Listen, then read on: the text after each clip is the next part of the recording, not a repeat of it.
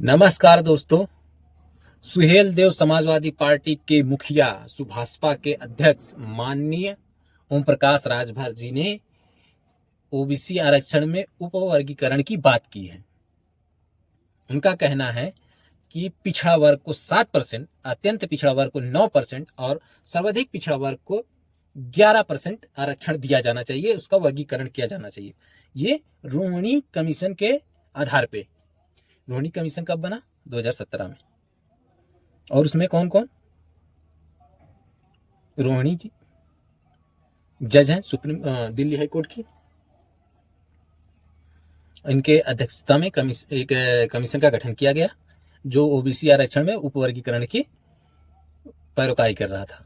अब ये बात ओम प्रकाश राजभर जी ने इस मुद्दे को उठाया है कि उपवर्गीकरण किया जाना चाहिए। अभी तक ये चुप बैठे थे इतने दिनों से। अभी जब ये एमपी में 14 से 27% का आरक्षण करने की बात की गई तो अब इन्होंने भी शोर करना चालू कर दिया।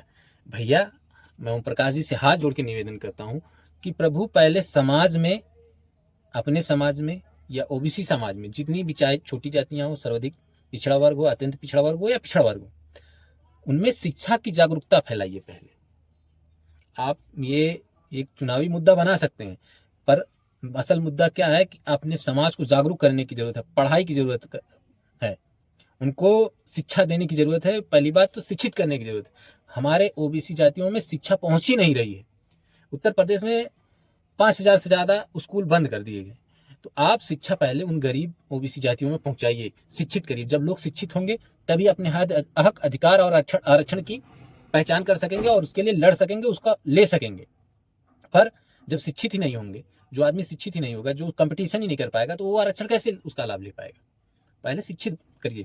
आप कहते हैं कि चंद जातियां ओबीसी में जो ओबीसी का आरक्षण खा जा रही हैं। अरे भैया, जो मेहनत कर रहा है, जो 3 बजे उठता है, रात में दौड़ता है, पढ़ता है 3-3 बजे, वो जब पढ़ेगा, जब हमारे समाज में, ओबीसी समाज के लोगों में जागरूकता आएगी, लोग पढ़ेंगे, तभी तो आरक्षण का लाभ ले पाएंगे। ये कह देने से कि कुछ जातियां सिर्फ आरक्षण का लाभ ले रही हैं, कुछ जातियां जो पढ़ रही हैं वो लाभ ले रही हैं, ऐसा नहीं है कि सिर्फ एक जाति के लोग ले रहे हैं। जो भी ओबीसी में जो भी जातियां हैं, जो पढ़ रहे हैं, वो लाभ ले रहे हैं। ऐसी बात नहीं है कि सिर्फ कुछ जातियां ले रही हैं। तो भैया, पहले शिक्षा को हर जाति के, हर घर के पास, हर बच्चे को पहुंचाइए, हर बच्चे के पास। तो बात शिक्षा की है। आप पहले शिक्षा हर घर में पहुंचाइए, लोगों को जागरूक करिए, शिक्षित बनाइए, तब आरक्षण की बात कीजिए, तब वर्गीकरण की बात कर रहे हैं। आप जाति जनगणना करवा लीजिए। ओबीसी का आरक्षण जो है 50% के ऊपर जाना चाहिए, पर मिल कितना रहा है? 27%। आप उसमें वर्गीकरण की बात कर रहे हैं। आप ओबीसी जातियों में फूट डालने की बात कर रहे हैं।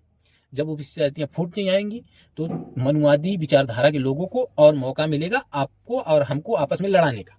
और यही कर रहे हैं, यही आपको और तमाम तरह की छोटी छोटी पार्टियों को लेकर के ओबीसियों के खिलाफ भड़काया जा रहा है, आग में घी डालने का काम किया जा रहा है। आप पहले शिक्षा को लोगों के पास पहुंचाने का काम कीजिए, लोगों की मदद करिए कि ज्यादा से ज्यादा राजभर समाज के बच्चे विश्वविद्यालयों में जाके पढ़े। कितने बच्चे जेएनयू में जाकर के राजभर के पढ़ रहे हैं? कितने बच्चे इलाहाबाद यूनिवर्सिटी में पढ़ रहे हैं? ये तो नहीं देख रहे हैं आप। इसके ऊपर आप चर्चा नहीं कर रहे हैं, इसके ऊपर आप प्रयास नहीं कर रहे हैं। और बिरादरी और जो छोटी है, नाई है, बढ़ई है, कुम्हार है, लोहार है, इनके बच्चे कितने जाकर के इलाहाबाद यूनिवर्सिटी में पढ़ रहे हैं, जेएनयू में पढ़ रहे हैं, डीयू में पढ़ रहे हैं। कितने आपके समाज के लोग जो है कुलपति हैं, कितने प्रिंसिपल हैं।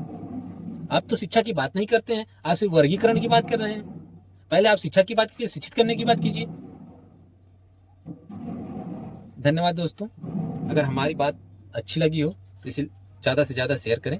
और जो ये वर्गीकरण करके ओबीसी जातियों में फूट डालने की बात की जा रही है, तो कृपया करके पहले शिक्षित करिए लोगों को और जाति जनगणना होने दीजिए। जब ओबीसी जातियों का और अन्य जातियों का पता लग जाएगा कि कौन जातियां कितनी हैं, उस हिसाब से आरक्षण का बढ़ना चाहिए। अगर ओबीसी जातियां 50% है, 60% है, तो 60% आरक्षण दे दीजिए।